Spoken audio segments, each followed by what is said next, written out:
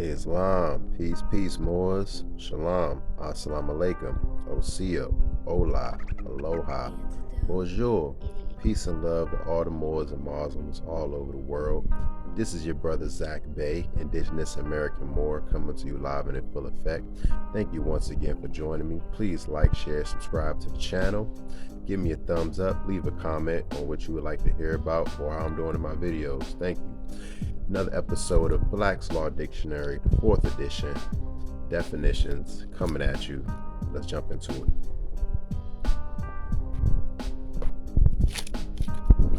Let's start off with Cestui Que Trust.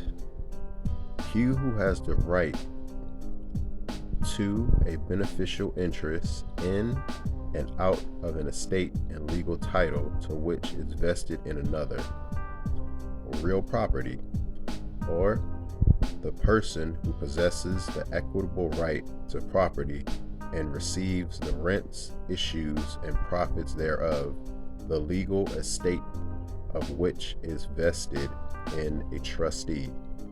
This is what we have here in America. Our land is under a Cestui Que Trust, and we are the beneficiaries of that trust, but that trust is currently being ran out of what's called Puerto Rico, that territory, and they are pretty much ruling and conquering our lands through this trust, the indigenous Niji of Turtle Island, Northwest Mexam, Al-Marak, Maghreb, Al-Alexa.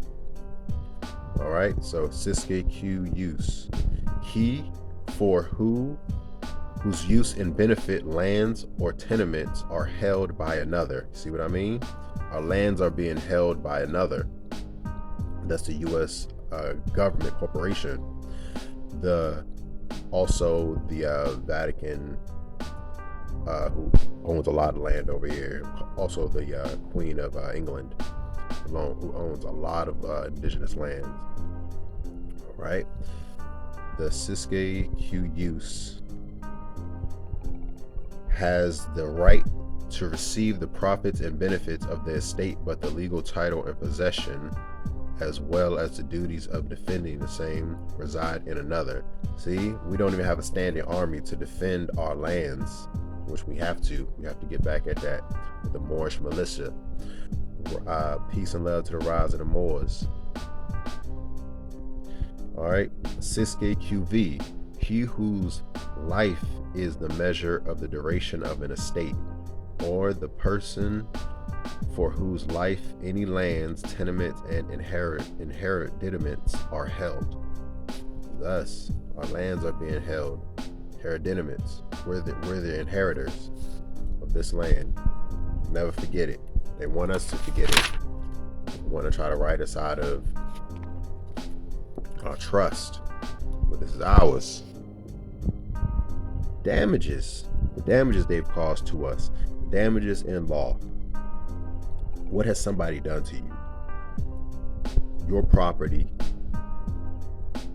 All right, this is what damages are. A pecuniary compensation or indemnity which may be recovered in the courts by any person who has suffered loss, detriment, or injury, whether to his person, property, or rights through the unlawful act or omission or negligence of another. See, these policy enforcers holding us for our time, these highwaymen, anybody who tries to force a contract on us, these are damages. You know what I'm saying? We can get damages for all that if we're in our proper person. Detriment, suffering, unlawful acts. That's them. They're stepping outside of their authority. Treating us like Negroes, blacks, coloreds, undesirable, stateless persons. But really, we're Moors. We're the heirs of the land. We're the Aboriginal indigenous descendants. Heirs to this land. All right, let's keep going. Day in court. Everybody's promised a day in court. Let's see exactly what they mean. Day in court. The time appointed for one whose rights are called judicially in question or liable to be affected, this A, not an E, affected by judicial actions, to appear in court and be heard in his own behalf. This phrase is generally used, means not so much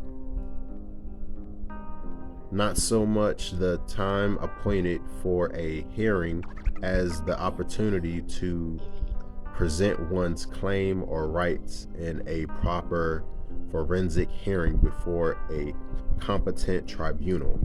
All right, so everybody has a right in a commonwealth, common law, inside of a actual lawful venue, to have your claims heard, and to have your rights upheld, or pretty much just to have your claim heard by some people who are competent to make said judgments. That would be like, in the past would be like a king or something, aristocracy, but in the Commonwealth, that power is invested to we the people, which we have granted those powers to said representatives to take these offices and to represent our best interests. All right, so D, when you see D in front of something, it's Latin. When it's like D, like de facto, de jure, Latin, Moorish Latin. Come on. A preposition signifying of, by, from, out of, affecting, concerning, or respecting. All right. So concerning or respecting, whenever D is put in something, it's a proposition, just meaning respecting to something else. Keep moving. Let's keep moving along. Like I said, D. De facto.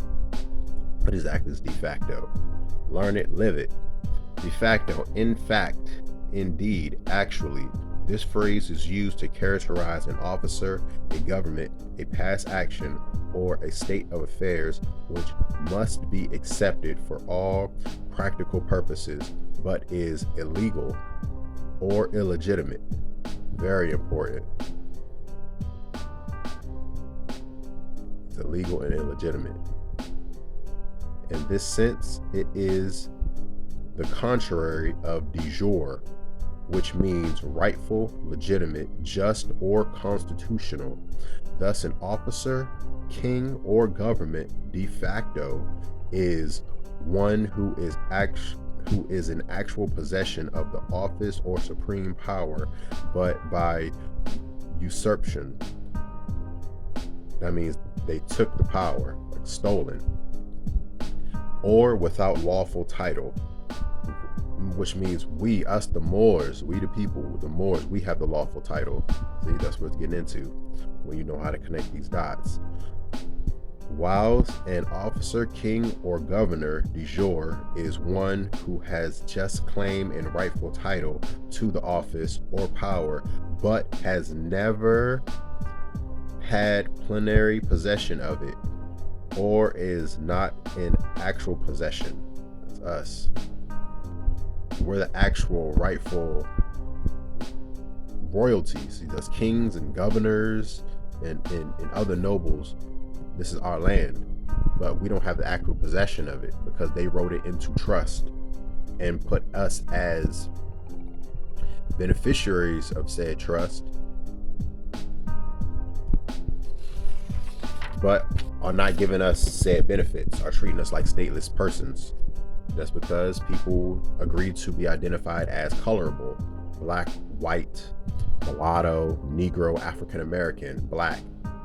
You know what I'm saying? So get away from these, get back to our noble and truthful titles as Moors, the true inheritors of this land. De jure, of right, legitimate, lawful, by right, and just title. In this sense, it is the contrary of de facto.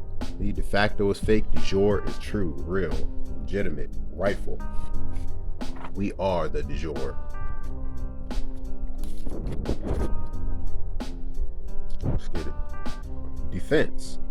Exactly is defense. Legal defense, lawful defense, Rightful defense. Let's see.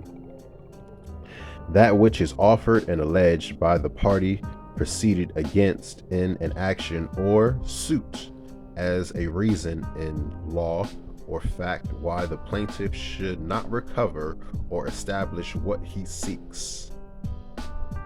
All right, so the plaintiff is trying to get something from you, and your defense is to stop them from recovering whatever they feel they should be receiving. That's your defense, standing up for yourself, or pretty much saying the contrary to what somebody else is claiming. What is put forward to diminish plaintiff's cause of action or defeat the recovery. See? To defeat their cause of action or defeat their recovery. That's your defense. Also, in either of these senses, okay, the other sense it was stating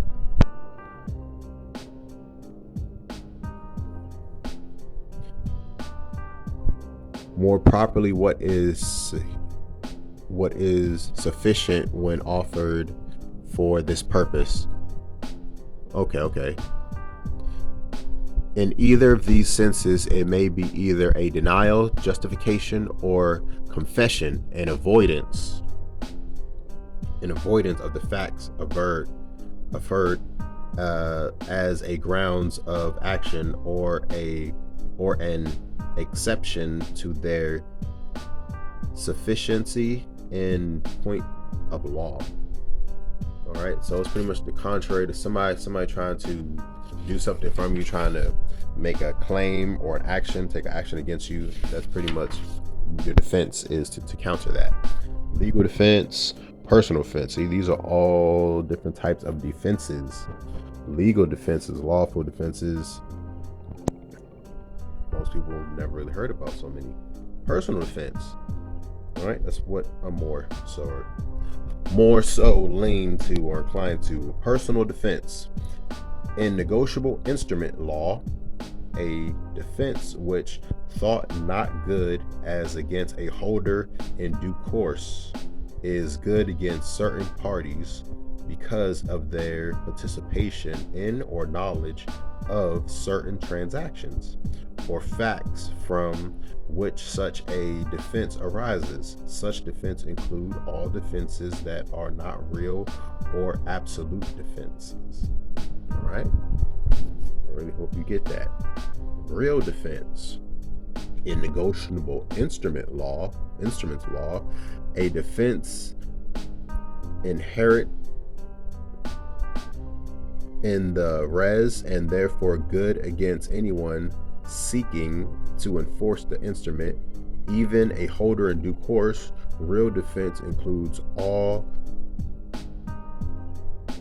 illegality, incapacity, forgery, material alteration, non-delivery of a incomplete instrument, and fraud in the inception. See? Fraud. Most, or if not all of these things that were listed do not have a statute of limitation. So if you can prove some type of fraud, which we have been defrauded as the Aboriginal Indigenous people of the land, the Moors, the true heirs of the land, we have been defrauded. There's no statute of limitation on that. If you can prove you have been defrauded or a fraud has taken place against you, you can always take action against whoever the culprit is in a court of law. Just so you know. Defense are good even against a holder in due course because where they exist, no contract was formed. Very important. Don't have too many. I'm gonna try to get through this as fast as possible. Discharge. Thank you for staying with me. Hopefully it's legible. Discharge. To release, liberate, to unburden, disencumber, to dismiss, to remove from employment. If you're speaking of places like the military, when someone gets discharged from the military, honorably or dishonorably, they have been removed from employment pretty much. Also, discharge has to do with, when it says to release, to liberate, it has to do with like debt. You can discharge debt. All right, so as applied to demands, claims, rights of actions, encumbrances, etc., to discharge a debt or claim is to extinguish it, to annul its obligatory force, to satisfy it, and here also the term is generic. Thus, a debt, a mortgage, a legacy may be discharged by payment or performance, or by any act short of that lawful in itself, which the creditor accepts as sufficient. I really hope you pay attention to this one. To discharge a person is to deliberate him from the binding force of an obligation, debt, or claim. That's also back to if somebody's being discharged from a service. It could be like a firing. It could be like somebody has completed their service, so it's time for them, they're no longer obligated. It's a discharge as well. All right. The last definitions of this video, get into it. Discipline. What exactly is discipline? Instruction, comprehending the communication of knowledge and training to observe and act in accordance with rules and orders. Correction, or it could be a correction, a chastisement, a punishment, or a penalty. That's what discipline is. All right, so we have to learn these disciplines. We have to master these arts, instructions, knowledge, communicating. All right. I could go into disclaimer, but you can read what disclaimer is. Thank you. Peace and love to all the Muslims all over the world. This is your brother, Tarik Bey, Indigenous American Moor. Thank you. Peace.